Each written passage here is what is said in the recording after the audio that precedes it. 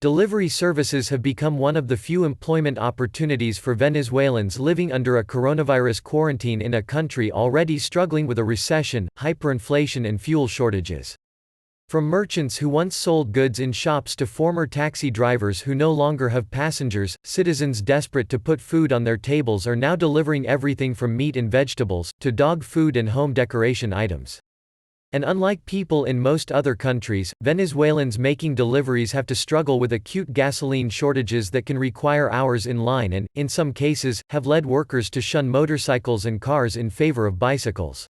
"I was left without a job because of the quarantine," said Jesus Villamizer, 43, a motorcycle taxi driver who on Tuesday began making deliveries for a department store that also supplies food products. "I have to find food for the home."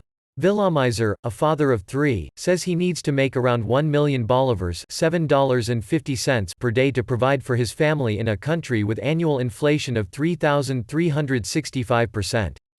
Venezuelan Commerce Association Conce Comercio, which represents about 15,000 businesses, says it does not have an estimate of how many businesses have started using deliveries to replace in-person sales lost to quarantine.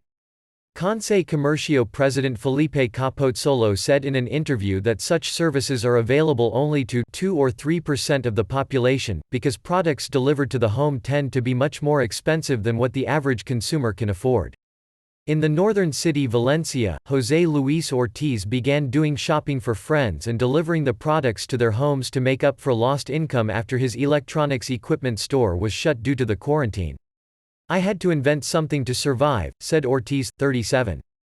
Sergio dos Santos, owner of a hamburger and hot dog shop in the southeastern state of Bolívar, said home deliveries had saved his business from going under even though few had used the service before the quarantine. "We are living off delivery," said Dos Santos, 45, whose drivers charge $2 to $5 for each drop-off. Reynaldo Rodriguez, owner of a pizzeria and ice cream parlor in the town of San Felipe who also cycles as a hobby, has begun delivering food and medicine with 12 fellow cyclists, a service he markets over Instagram.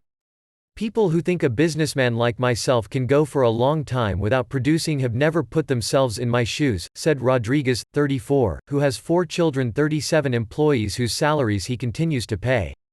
Venezuelan merchants only make it by selling every day.